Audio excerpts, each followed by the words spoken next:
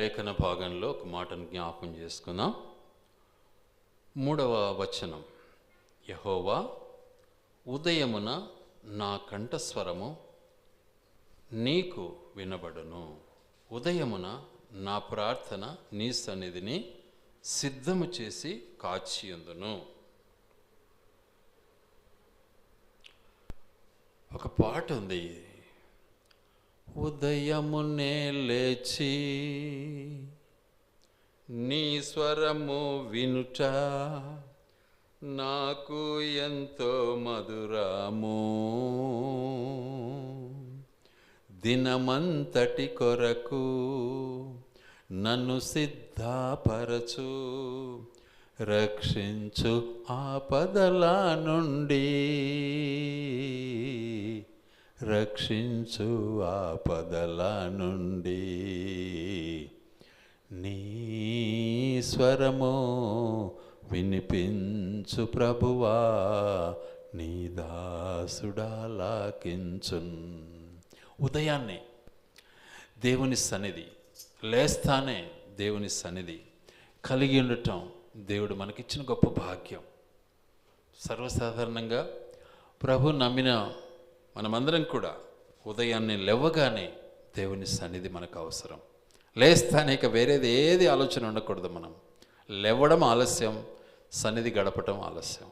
గనుక దేవుడు మనల్ని ఏం చేస్తాడు అంటే దినమంతా కూడా మనల్ని కాపాడటానికి ఇష్టపడతాడు. అందుకే దావీదు మహారాజు ఏమని పాడుతున్నాడు అంటే, ఉదయమున నా కంఠస్వరము నీకు వినబడును.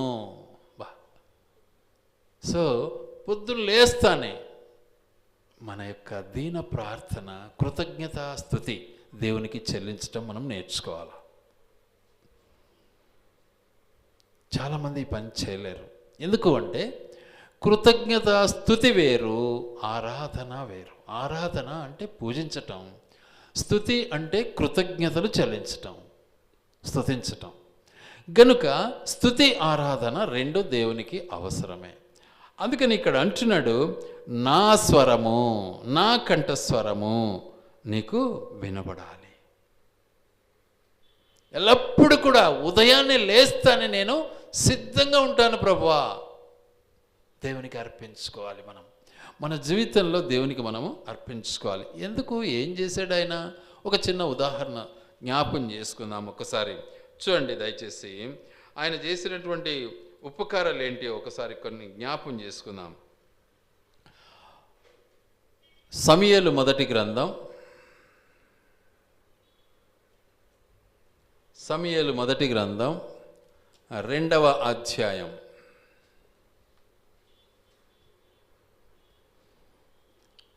1వ వచనం చదువుకుందాం. మరియు అన్న విజ్ఞాపన చేసి ఇలాగనెను, నా హృదయము యెహోవా యందు సంతోషించుచున్నది, యెహోవా యందు నాకు మహాబలము కలిగెను, నీ వలని రక్షణను బట్టి సంతోషించుచున్నాను, నా విరోధుల మీద నేను అతిశయపడుదును. మనకు విరోధి ఎవరు? సాధారణుడు. మనము విరోధుల మీద అతిశయపడాలి అంటే ఏం చేయాలి? ఉదయకాలాన్నే దేవుని సన్నిధిని అనుభవించాలి. దినమంతా కూడా విరోధి మనకు ఏమి చేసినా ఆటంకం కలగకూడనట్లు దేవుడు మనల్ని కాపాడటానికి ఇష్టపడుతూ ఉంటాడు. కాబట్టి దేవుని ఎల్లప్పుడూ మనం స్తుతించాలి, ఆరాధించాలి. ఉదయాన్నే లేస్తానే దేవుని సన్నిధిని మనం గడపటం వల్ల మన విరోధి మనకు ఏమైపోతున్నాడు?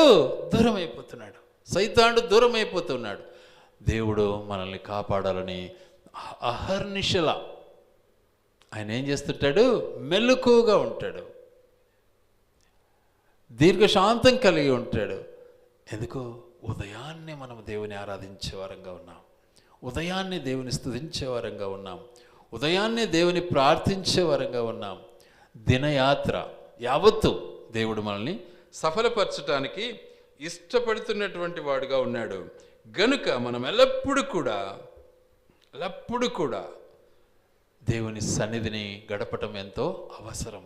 అహర్నిశల ఉదయము, మధ్యాహ్నము, సాయంకాలము అనే ఒక తారతమ్యం లేకుండా, సమయము, టైము అనేది లేకుండా ఎల్లప్పుడూ కూడా దేవుని సన్నిధిలో ఎలా ఉండాలి చూద్దాం ఒకసారి. లూకా సువార్త 2వ అధ్యాయము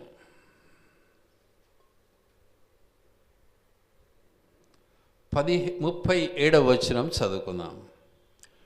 84 సంవత్సరములు విధవరాలయ్యుండి దేవాలయము విడువక ఉపవాస ప్రార్థనలతో రెయ్యింబగలు సేవ చేయుచూ ఉండెను. బా, చూసారా, మనం ఒక దినం చేయలేం. ఆమె ఎన్ని సంవత్సరాలు? 84 సంవత్సరాలు అకుంఠిత దీక్షతో, నిర్విరామముతో, ఎల్లప్పుడూ కూడా దేవుని సన్నిధిని గడపటం. ఎవరామె? ఆమె ఎవరు అసలు?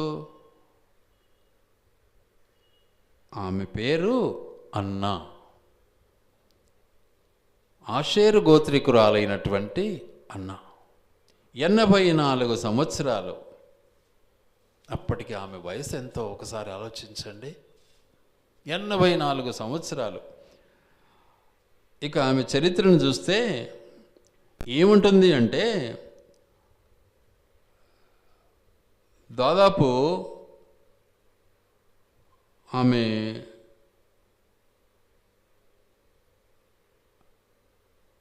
కన్యత్వము మొదలు 7 ఏండ్లు పెనిమిటితో సంసారము చేసినది. అంతే. కన్యత్వము మొదలు 7 ఏండ్లు సంసారం చేసి, అదొక 7 ఏండ్లు, అదొక 15 ఏండ్లు, 16 ఏండ్లు, లే 18 ఏండ్లు. అప్పటికి ఎంత అయినట్లు? ఒక 25, 20, 27 లేదా 30 అనుకోండి. ఆ తర్వాత 84 ఏండ్లు దేవుని సన్నిధిని గడపటం. ఎట్లా? రాత్రింబగళ్ళు. కాబట్టి ఒక్కొక్క చరిత్రను మనం చూసి నేర్చుకోవడం మన బాధ్యత. ఒక్కొక్కరి సుగుణాన్ని మనం పఠిస్తున్నాము అంటే ఆ సుగుణాన్ని మనము సొంతం చేసుకోవాలా. బైబిల్ చదవడము అంటే ఏదో బైబిల్ జ్ఞానం పెంచుకోవడం కాదు గొప్పతనం. నేను అన్ని కాగితాలన్నీ తిరిగేస్తాను, రెఫరెన్స్లన్నీ చెప్తాను అనేది కాదు గొప్పతనం. అనుసరించాలి. ఒక్కొక్క మాటను మనము క్రియలో మనం అనుసరించటం దేవుడు మనకిచ్చిన గొప్ప భాగ్యం. గనుక ఇక్కడ మహాతల్లి ఏం చేస్తూ ఉంది? 84 సంవత్సరాలు రాత్రింబగళ్ళు ఏం చేస్తూ ఉంది? ఉపవాస ప్రార్థనలతో గడుపుతూ ఉంది. What a wonder thing. ఉపవాసము అంటే మనకు పెద్ద ఇబ్బందే. ఉపవాసంతో మనం ప్రార్థన చేస్తాము అంటే ఎవరు రారు అసలు. కానీ దేవుని బిడ్డలు ప్రభు నమ్మిన తర్వాత ఉపవాస ప్రార్థన ఏమైపోతుందంటే సర్వసాధారణమైపోతుంది అన్నమాట. సాధారణమైపోతుంది. సంపూర్ణంగా ప్రభువును అంగీకరిస్తే ఉపవాసము అనేది సర్వసాధారణమైపోతుంది. ఇక వైద్యులు చెప్తూ ఉంటారు, ఇప్పుడు మనం రోజుకి ఎన్నిసార్లు తింటుంటాం? మామూలుగా అయితే భోజనం అయితే 3 సార్లు తింటాం ఇబ్బంది లేకుండా. ఇక మధ్యలో ఎన్నిసార్లు తింటాం? కొందరైతే 10, 10:30కు ఖచ్చితంగా ఏం చేస్తారు? స్నాక్స్ తింటారు, టీలు కాఫీలు తాగుతారు. మరి కొందరైతే 4 గంటలకు ఖచ్చితంగా 4, 4:30 లోపల టీలు తాగుతారు, స్నాక్స్ టిఫిన్లు చేస్తారు. అంటే ఎన్ని పూటలు అయినట్లు? 5 పూటలు అయిపోయింది ఇప్పటికే. 5 సార్లు కడుపు నింపుకుంటూ ఉంటే కడుపు ఎప్పుడు ఖాళీ అవుతుంది మనకిక? ఇక మనకు నిద్రే వస్తుంది, వేరేదేం రాదు. సో ధ్యానం ఎక్కడ ఉంటుంది మనకిక? శరీరం పైనే ఉంటుంది, దేవుని పైన ఉండదు. కారణం కడుపు నిండింది కాబట్టి. కానీ ఉపవాస ప్రార్థన కడుపు నిండిన ప్రార్థన కాదు. అది ఖాళీ కడుపుతో ఏం చేయాలి? దేవుని స్తుతించాలి, ఆరాధించాలి. ఈ ప్రాణాత్మ దేహాలు ఎల్లప్పుడూ దేవుని స్తుతించటం దేవుడు మనకిచ్చినటువంటి గొప్ప ఆధిక్యత. అందుకే ఆయన అంటాడు, నా యందు విశ్వాసం ఉంచితే ఏమవుతారంట? నిత్య జీవము కలిగినటువంటి వారు అవుతారు. ఎలా ఎలా ఎల్లప్పుడూ కూడా దేవుని స్మరణలో, దేవుని యందు స్తుతి ఆరాధన కలిగినటువంటి జీవితము కలిగి ఉంటారు. కాబట్టి హన్నా జీవితాన్ని మనం ఒక్కసారి ఆలోచిస్తే ఆమె విధువరాలయ్యింది. అయినా కూడా ఏం చేసింది? 84 సంవత్సరాలు ఏమాత్రము రెస్ట్ లేకుండా దేవుని సన్నిధిని గడపటం ప్రారంభించింది. దేవుని సన్నిధిలో మందిరంలో ఉండే పని చూసుకోవటము, మందిరములోనే ప్రార్థించుకోవటము అంతే. గనుక జీవిత విధానాన్ని దేవుడు మనకు నేర్పించడానికి ఇష్టపడుతూ ఉంటాడు. అయితే దావీదు మహారాజు కూడా ఏం చేసేవాడు? దాదాపు ఏం చేసేవాడు? ఒకసారి మనం ఆలోచిస్తే చూడండి దయచేసి 119వ కీర్తన ఏమంటుందో. 119వ కీర్తన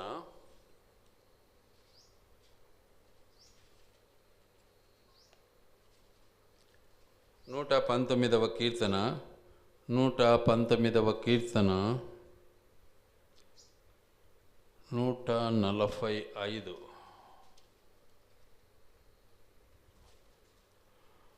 145 నుంచి చదువుకుందాం. యెహోవా, హృదయపూర్వకంగా నేను మొరపెట్టుచున్నాను, నీ కట్టడలను నేను గైకొనున్నట్లు నాకు ఉత్తరమేమో. ఎందుకు మనం చదువుతాము? ఎందుకు మనం ప్రార్థన చేస్తాము? ఆయన కట్టడలను గైకొనటానికి, నేర్చుకోవడానికి కాదు. చాలామంది నేర్చుకుంటున్నారు. ఇప్పుడు చాలామంది నేర్చుకోవడంలోనే ఉండిపోతున్నారు. బైబిల్ జ్ఞానం పెంచుకుంటూ ఉంటారు. రెఫరెన్స్లన్నీ నోటెడ్ అయి ఉంటాయి. No need of them. అవి కాదు మనకు కావాల్సింది. ఏం కావాలంటున్నాడు ఇక్కడ? నీ కట్టడలను నేను గైకొనున్నట్లు నాతో మాట్లాడు. తర్వాత ఏమంటాడు? నేను నీకు మొరపెట్టుచున్నాను, నీ శాసనముల చొప్పున నేను నడుచుకున్నట్లు నన్ను నడిపించు. శాసనాల ప్రకారం మనం నడవాలి. శాసనాల ప్రకారము, ఆయన ఇచ్చిన ఆజ్ఞ ప్రకారము నడచకుండా మన కోరికలు నెరవేరితేనే దేవుడు అంటే మనం దేవుని బిడ్డలం కాము. ఆయన ఆజ్ఞ ప్రకారం నడవాలా. ఆ మహాతల్లి విధవరాలు అయ్యుండి 84 సంవత్సరాలు మరి ఎలా సాధించింది? ఎందుకు సాధించింది? ఎందుకు సాధించింది? చూద్దాం ఆ మాటను ఒకసారి.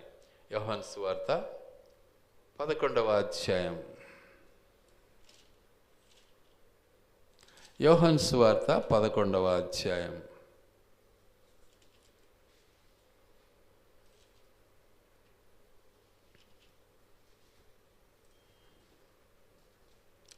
దేవుడు యేసుక్రీస్తు ప్రభుల వారు సెలవిస్తున్నటువంటి మాట ఒకసారి జ్ఞాపం చేసుకుందాం. ఏమంటున్నాడు ఇక్కడ అంటే,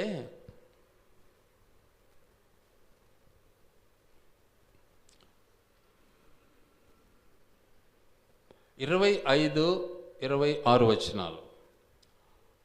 అందుకు యేసు, పునరుత్థానమును జీవమును నేనే. నాయందు విశ్వాసముంచువాడు చనిపోయినను బ్రతుకును, బ్రతికి నాయందు విశ్వాసముంచువాడు ప్రతివాడును ఎన్నటికీ చనిపోడు. చూసారా ఎంత గొప్ప విషయమో? మనం ఇది అనుసరించాలి. ఆయన యందు సంపూర్ణమైనటువంటి విశ్వాసం, ఆయన యందు సంపూర్ణత మనం కలిగినటువంటి వారముగా ఉండాలనేది దేవుని యొక్క ఉద్దేశం. అయితే మహాతల్లి ఇక్కడ ఎందుకు ఆమె ఈ మాట అనిందో ఒకసారి జ్ఞాపం చేసుకుందాం.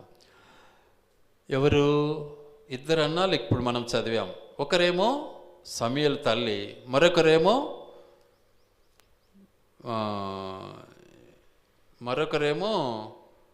ఆషేరు గోత్రికురాలైనటువంటి అన్న. 2 అన్నాలే. ఆమె హన్న, ఈమె అన్న, అంతే తేడా. అయితే ఈ అన్న ఎందుకు ఆమె విరోధులతో అంటుంది? విరోధులతో ఏమైపోయింది? నోరు ముగిచేసింది విరోధులను.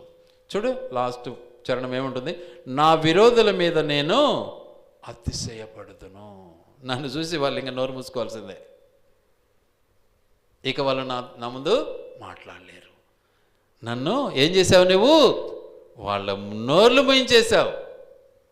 దేవుడు మనకు ఆధిక్యత ఇస్తాడు. అయితే మనం ఎలా ఉండాలి?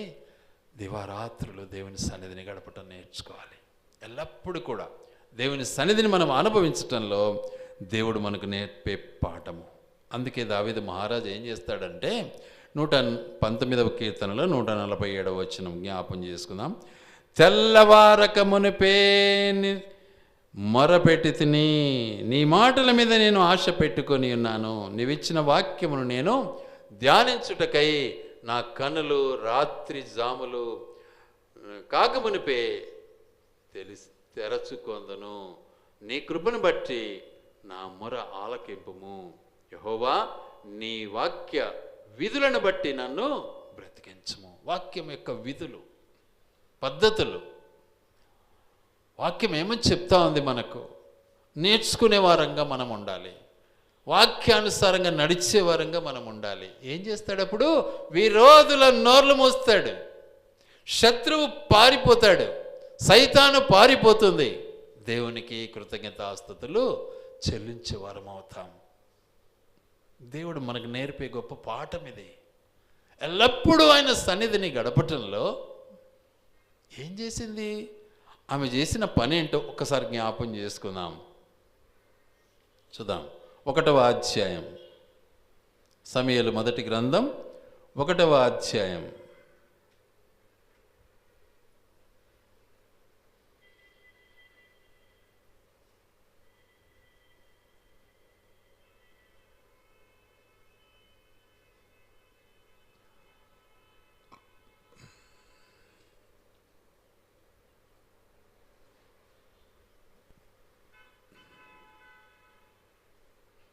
ఆమె చేస్తున్నటువంటి ప్రార్థన ఒక్కసారి జ్ఞాపం చేసుకుందాం. 1వ అధ్యాయము 10-11 చదువుకుందాం. బహుదుఃఖాక్రాంతురాలై వచ్చి యెహోవా సన్నిధిని ప్రార్థన చేయుచు బహుగా ఏడ్చుచు, సైన్యములకు అధిపతియగు యెహోవా, నీ సేవకురాలైన నాకు కలిగి ఉన్న శ్రమను చూచి నీ సేవకురాలైన నన్ను మరొక జ్ఞాపకము చేసుకొని నీ సేవకురాలైన నాకు మగపిల్లను దయచేసిన ఎడల వాని తల మీదికి క్షౌరపు కత్తి అన్నిటికీ రానియక వాడు బ్రతుకు దినములన్నిటను నేను వానిని యెహోవానకు నీకు అప్పగింతునని మ్రొక్కుబడి చేసుకొనెను. ఆమె యెహోవా సన్నిధిని ప్రార్థన చేయుచుండగా ఏలి ఆమె నోరు కనిపెట్టుచుండని. ఎట్లా ప్రార్థన చేస్తుంది ఆమె? మనో దుఃఖముతో, మనోవేదనతో, కన్నీటితో ప్రార్థన చేస్తూ ఉంది. ఆలోచించండి, మనం పెదవులతో చేస్తామా, మనసుతో చేస్తామా, కన్నీటితో చేస్తామా ప్రార్థన? చూసుకోండి ఒకసారి. కొందరికైతే ఇది ఒక పిక్నిక్ లాగా ఉంటుంది. అటు పోయి చర్చి అటు చూసుకొని 2 నిమిషాలు ఇట్ట పోదాం అనుకుంటా అంటారు. అది కాదు ఇది దేవుని సన్నిధి. మన మనోవేదన, మన దుఃఖము, మన బాధ దేవుని పాదాల చెంత కుమ్మరించటం. దేవుడు ఆలకించేవాడుగా ఉన్నాడు. ఆలకించే తన యొక్క జవాబును పొందింది హన్నా. ఎప్పుడైతే ఆ జవాబును కలిగిందో ఆమెలో ఏమొచ్చేసింది? సంతోషం వచ్చింది. ఎప్పుడైతే అన్న 84 సంవత్సరాలు అద్భుతమైనటువంటి సేవ దేవుని మందిరంలో చేస్తూ వచ్చిందో ఏం చేసింది?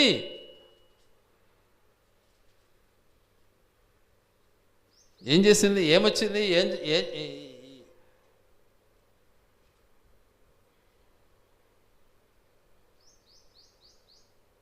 చూడండి ఏం చేసిందో. 38వ వచనం, 2వ అధ్యాయం 38వ వచనం, లూకాసు వార్త 2:38.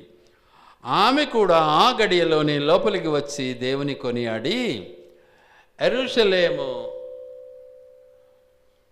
యెరూషలేములో విమోచన కొరకు కనిపెట్టుచున్న వారందరితో ఆయనను గురించి మాట్లాడుచూ ఉండెను. ఏమండి, ఏమైంది? అదే సమయంలో యేసు ప్రభువును కళ్ళతో చూసింది. కళ్ళతో.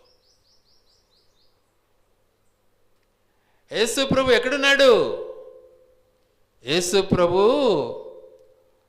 తన యొక్క ఏం పేరు, ఈయన పేరు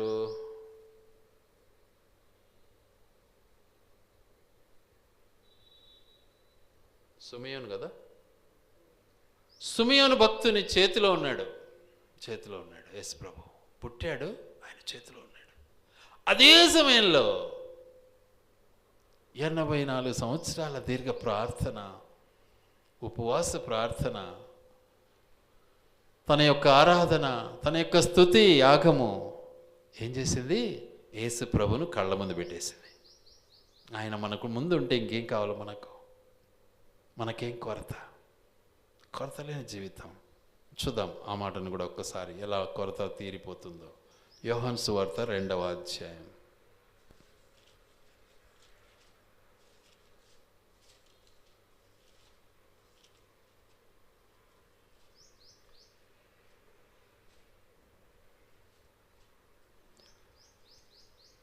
రెండవ వచనం.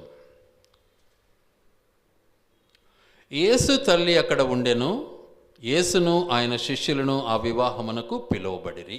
యేసు ప్రభు వచ్చాడు పెళ్ళికి, ఆయన తల్లి వచ్చింది, శిష్యులు వచ్చారు, పిలువబడ్డారు. యేసు ప్రభుని పిలుచుకున్నారు. నేను యేసు ప్రభుని పిలుచుకోవడానికి చాలా నిరాకరిస్తాం, మనకు తెలుసు అది. ఎందుకు? ఏంలే, వచ్చి నాల మంచి అయిపోయింది, టైం అయిపోయింది, పిల్లోళ్ళు ఏడుస్తున్నారు, పెద్దోళ్ళు ఏడుస్తున్నారు, తాగుడుపోతోళ్ళు ఏడుస్తున్నారు అని చెప్పి తొందరగా అంటారు పెళ్ళిలో. కానీ ఒకసారి ఆలోచిస్తే యేసు ప్రభు మన మధ్యనుంటే మనకెంత ఆనందం, ఎంత గొప్ప ఆధిక్యత, ఎంత ఆదర్శం, లోటు లేని జీవితం. అపవాది పని చేయలేడు. అందుకే అన్న ఏమనింది? నా విరోధి మీద నాకు ఏం చేసింది? నేను అతిశయపడతాను. విరోధి పారిపోతాడు. కాబట్టి ఎప్పుడైతే యేసుప్రభు అక్కడికి వచ్చాడో ఏమైంది? ఆ పెళ్ళి అద్భుతముగా, ఆశ్చర్యంగా ఆశీర్వదించబడింది. పాపం వంటలు చేశారు, అయిపోయి వచ్చినాయి. పాయసం చేశారు, అయిపోవచ్చింది. యేసుప్రభు అక్కడ ఉన్నాడు. మంచి నీళ్లను ద్రాక్షారసముగా మార్చేశాడు.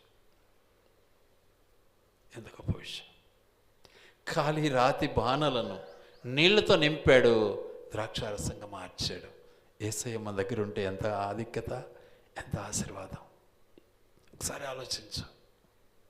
యేసయ్య మన దగ్గరికి ఎప్పుడు వస్తాడు? మనస్పూర్వకంగా ఆయన పిలిస్తే వస్తాడు, హృదయపూర్వకంగా పిలిస్తే వస్తాడు. మనం నోటితో పిలుస్తాం, మనం తెలివితో పిలుస్తాం. తెలివి, నోరు పనికిరాదు దేవుని దగ్గర. సంపూర్ణ హృదయం కావాలి దేవునికి, అప్పుడు వస్తాడు ఆయన. ఆ రీతిగా మనం ఆయన చెంత చేరితే మనకు ఆశీర్వాదం ఉంది. కాబట్టి ఆయన మనం స్తుతిస్తాం, ఆరాధిస్తాం. ఆయన చేసే గొప్ప కార్యాలు కోకొల్లలో మనల్ని జీవింప చేస్తున్నాడు, మనకు రక్షణ ఇస్తున్నాడు, మన విరోధిపై మనకు జయం ఇస్తున్నాడు, మన విరోధులు మన నుంచి పారిపోతూ ఉన్నారు. మన ప్రార్థన ఫలితంగా ఆయన మనకు తన దర్శనం ఇస్తూ ఉన్నాడు. ఆయన మనం ఆరాధించే వారంగా ఉండాలి, ఆయన ఆరాధించాలి. ఆరాధించటం మన చేత కాదు. ఆయన చేసే గొప్ప కార్యాలను ఒకసారి మనన చేసుకుంటే సమయం చాలదు, మన బ్రతుకు చాలదు.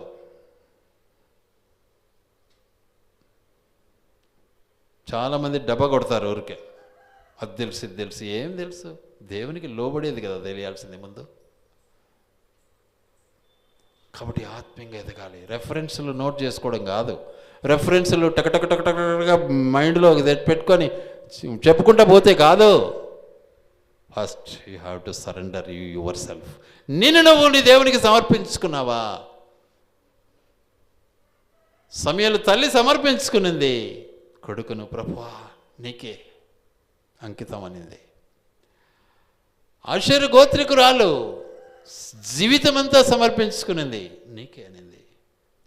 మార్తా జీవితంలో ప్రభా నీవు మళ్ళీ వచ్చినప్పుడు పునరుత్థానమందు లేస్తాడంది.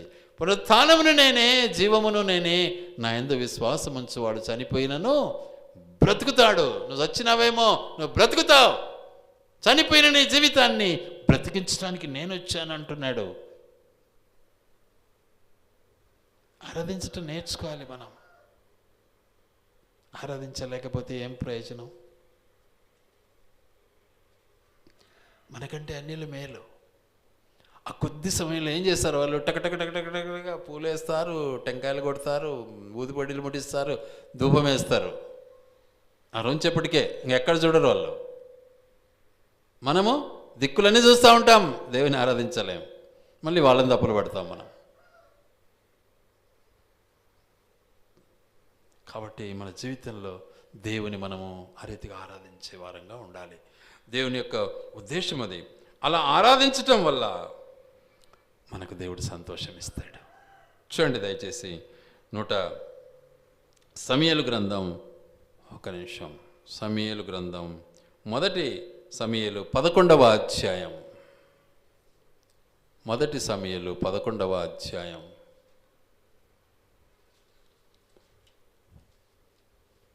15వ వచనం చదువుకుందాం. జనులందరూ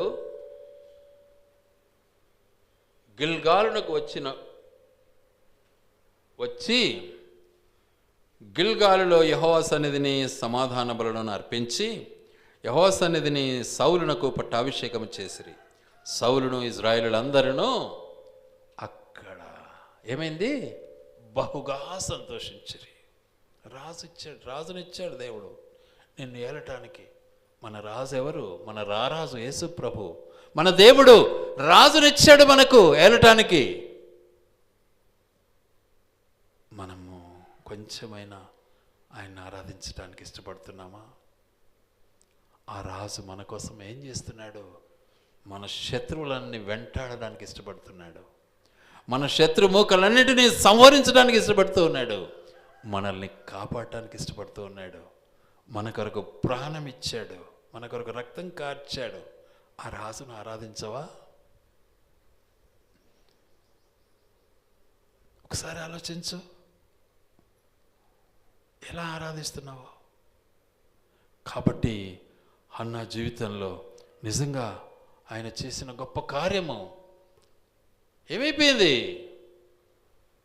సంతానము దేవుడు ఇచ్చాడు. ఆ తర్వాత మళ్ళీ బిడ్డల్ని ఇచ్చాడు దేవుడు ఆమెకు. యేసు ప్రభుతోనే అయిపోలే, సమూయేలుతోనే అయిపోలే, మళ్ళీ బిడ్డలు ఇచ్చాడు. గనుక మన జీవితంలో అట్టి మన దేవుని మనము ఆరాధించే వారంగా ఉండాలన్నదే దేవుని యొక్క ముఖ్య ఉద్దేశం. గనుక ప్రభువులో మనము కొనసాగు నిమిత్తమై దేవుడు మనతో మాట్లాడే ప్రతి మాటను మనం జ్ఞాపం చేసుకోవాలి, మర్చిపోకూడదు. ఏం చేయాలి? 148వ వచనం నుంచి చదువుతున్నాము. 119వ అధ్యాయంలో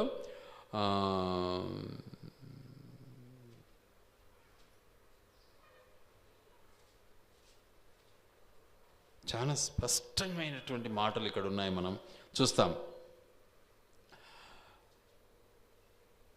151, 52 వచనాలు చదువుకుందాం. యెహోవా, నీవు సమీపముగా ఉన్నావు, నీ ఆజ్ఞలన్నీ సత్యమైనవి, నీ శాసనములను నీవు సత్యములుగా స్థిరపరిచితివి. నేను పూర్వము నుండి వాటి వలననే తెలుసుకున్నాను. ఎలా నడవాలో, ఎలా జీవించాలో, ఎలా మాట్లాడాలో, ఎలా నేను బ్రతకాలో నీ శాసనాలు నన్ను బ్రతికిస్తున్నాయి, నీ శాసనాలు నన్ను నడిపిస్తున్నాయి, నీ శాసనాల ద్వారా నేను జీవిస్తూ ఉన్నాను. మనం అంటామా మాట? ఏమనుకుంటున్నావు? నేను ఎంత కష్టపడి ఎంత సంపాదించినాను, ఆడొక బిల్డింగ్, ఈడొక బిల్డింగ్, ఆ కథ ఈ కథ, ఈ పొద్దు ఎట్లా ఏంటి మన బ్రతుకు? దానికోసం చచ్చిపోతున్నారు చాలామంది. పడక మీద పని ఉండేవాడు కూడా డబ్బు అంటని లేచి కూర్చుంటున్నాడు. చూస్తా అంటే బాధ లేస్తుంది. మళ్ళీ చేతిలో బైబిల్ ఉంటుంది. ఎంత దారుణం! ఏ భక్తి అయినది? లోకభక్తి. కాబట్టి ప్రభువుకు కావాల్సింది ఆత్మీయ భక్తి, పరిశుద్ధమైనటువంటి భక్తి. అట్టి భక్తిని మనం అనుసరిస్తే దేవుడు తప్పకుండా మనల్ని ఆశీర్వదించడానికి ఇష్టపడతాడు. ఎందుకంటే మన ప్రతి ఆలోచన ఆయనకు తెలుసు, ప్రతి ఆలోచన తెలుసు. నేను ఎవనికి తెలుదులే అనుకుంటావేమో ఆయనకు తెలుసు. చూద్దాం ఆ మాటను ఒకసారి. కీర్తనలు 69.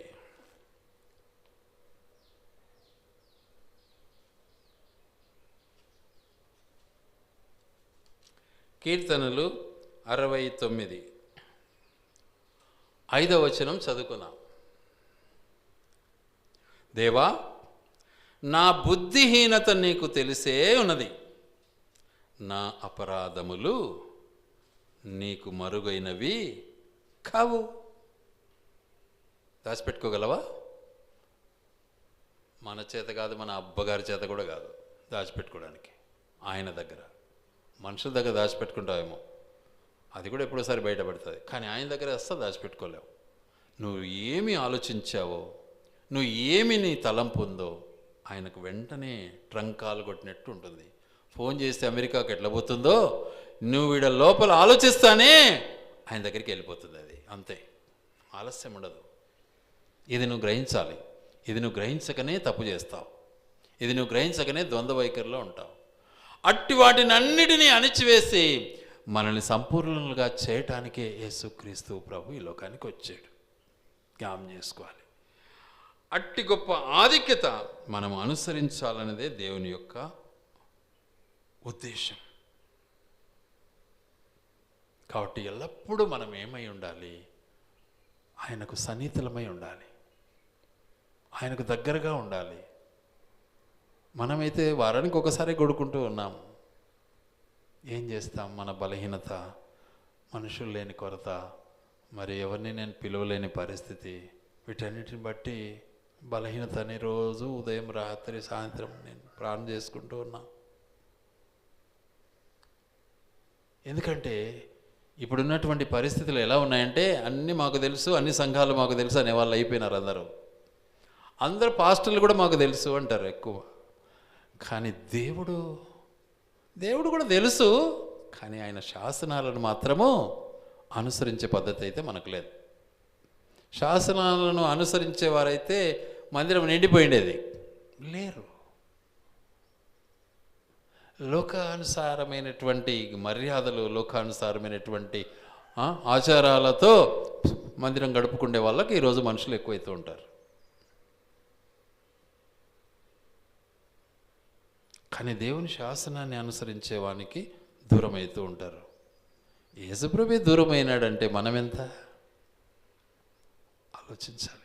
కాబట్టి దేవుడు మనతో మాట్లాడుతున్నటువంటి ప్రతి మాటను మనం లెక్క చేయాలి. గనుక ఆయనకు మరుగైనదైతే ఏది లేదు. మన ప్రతి మాట ఆయనకు తెలుసు. మన హృదయాలోచన అన్నీ కూడా ఆయనకు వినపడుతూ ఉంటాయి. మనం ఏదైతే ఆలోచిస్తూ ఉంటామో అదే దేవుడు మనకు జవాబిస్తూ ఉంటాడు. ఇది చాలామంది గ్రహించరు. ఎప్పుడు తప్పుడు ఆలోచనలే, ఎప్పుడు నెగటివ్, పాజిటివ్ ఆలోచించరు, నెగటివ్ ఆలోచిస్తారు ఎక్కువ. నేను కూడా ఒకప్పుడు ఉద్యోగంలో నేను నెగటివ్ వేతో పోలేదు, కానీ నన్ను గురించి నెగటివ్గా ఆలోచించి నన్ను కొన్ని ఇబ్బందులకు గురి చేశారు. ఎవరు? పై అధికారులు, నా పైన ఉన్న అధికారులు గురి చేస్తే ఏమైంది తెలుసా? దేవుడే వాళ్ళకి జవాబు చెప్పాడు. 1 నెలే కష్టపడ్డాను అంతే. 1 నెల కష్టపడిన తర్వాత 2వ నెలలో నాకు తెలియకుండానే మా భార్య, మా తల్లి, నాకు తెలియకుండానే ఇంట్లో సామాన్లు అన్నీ అక్కడి నుంచి వేరే చోటికి షిఫ్ట్ అయిపోయినాయి. అప్పటికి ఇంకా నాకు పిల్లలే. నాకు తెలియదు, నేనేమో డ్యూటీలో ఉన్న ఆఫీస్లో, నా క్వార్టర్ షిఫ్ట్ అయిపోయింది. అంటే అర్థం ఏంటి? నాకు ముందు ఇచ్చినటువంటి ఇల్లు ఎలాంటిది అంటే అది చాలా మరి చెప్పాలి అంటే చాలా ఓల్డ్, చాలా పాత పరిస్థితి అది. అందులో కొందరు ఉంటారు, అందరూ ఉండరు. అలాంటి ఇల్లు ఇచ్చారు. వీడు అట్టటోడేమో అని. అంటే లోపల ఏమునింది వాళ్ళకు? చెడు ఆలోచన ఉన్నింది. కానీ దేవుడు ప్రభువులో నేను ఉన్నాను, నాలో చెడు లేదు అర్థమైపోయింది. ఒక్క నెలలో 2 వారాలు ఒకటి అర్థమైపోయింది, 3వ వారంలో ఇంకొకటి అర్థమైపోయింది, 4వ వారంలో పూర్తి అర్థమైపోయింది. 4వ వారంలో నాకు తెలియకుండానే క్వార్టర్ షిఫ్ట్ అయిపోయింది. మంచి క్వార్టర్ ఇచ్చేసినారు, ఫస్ట్ క్లాస్ క్వార్టర్ ఇల్లు. దేవుడు చేస్తాడా కార్యం? నేను చాలా షార్ట్గా చెప్పినా, బ్రీఫ్గా చెప్పినా, ఇంకా ఎన్ని పూర్తి తీసే బాగుండదని. ఆ తర్వాత అద్భుత రీతిగా దేవుడు నన్ను ఆ ఉద్యోగంలో అంత గౌరవపూర్వకంగా పగ వాళ్ళందరికీ కూడా ఏమైపోయింది? తలంచుకున్నారు. ఉంటాయి ఉద్యోగంలో కూడా అట్లాంటివి ఉంటాయి. కానీ దేవుని బట్టి మనం నడుచుకుంటే దేవుడు అన్ని విధాలుగా మనల్ని కాపాడుతూ ఉంటాడు. మన ఎదురుగా ముఖస్థుతి చేయడం గొప్పతనం కాదు, కానీ మన వెనక ముఖస్థుతి కావాలి. మన వెనక ఉండాలి, మన యొక్క గొప్పతనం చెప్పబడాలి, అది గొప్పతనం. కాబట్టి యేసుక్రీస్తు ప్రభువు నిజంగా మన కొరకు చేసిన త్యాగము, ఆ కలువరి సిలువలో మన కొరకు చేసిన త్యాగము, మన కొరకు కార్చిన రక్తము, ఈరోజు మనం మననం చేస్తూ ఉన్నాం, స్తుతిస్తూ ఉన్నాం, ఆరాధిస్తూ ఉన్నాం. విరోధుల నుంచి మనల్ని కాపాడాలని ఇష్టపడ్డాడు. జీవితాంతము ఆయనలో సంతోషించాలని దేవుడు ఇష్టపడ్డాడు. ఆయన ఉదయం లేస్తానే ఆయన సన్నిధిని కలిగి ఉండటంలో దినమంతా కూడా మనల్ని కాపాడటానికి ఇష్టపడుతూ ఉన్నాడు. ఎన్ని గొప్ప సుగుణాలన్నీ మనం చూడగలుగుతున్నాం ప్రభువులో. ఎన్ని గొప్ప ఆధిక్యతలు దేవుడు మనకి ఇస్తూ ఉన్నాడు. కాబట్టి దేవుని మనం ఆరాధించుకుందాం, దేవుని మనం స్తుతిస్తాం. దేవుడి మాటలు ఆయన వెనుకిడిలో దీవించి ఆశీర్వదించునుగాక.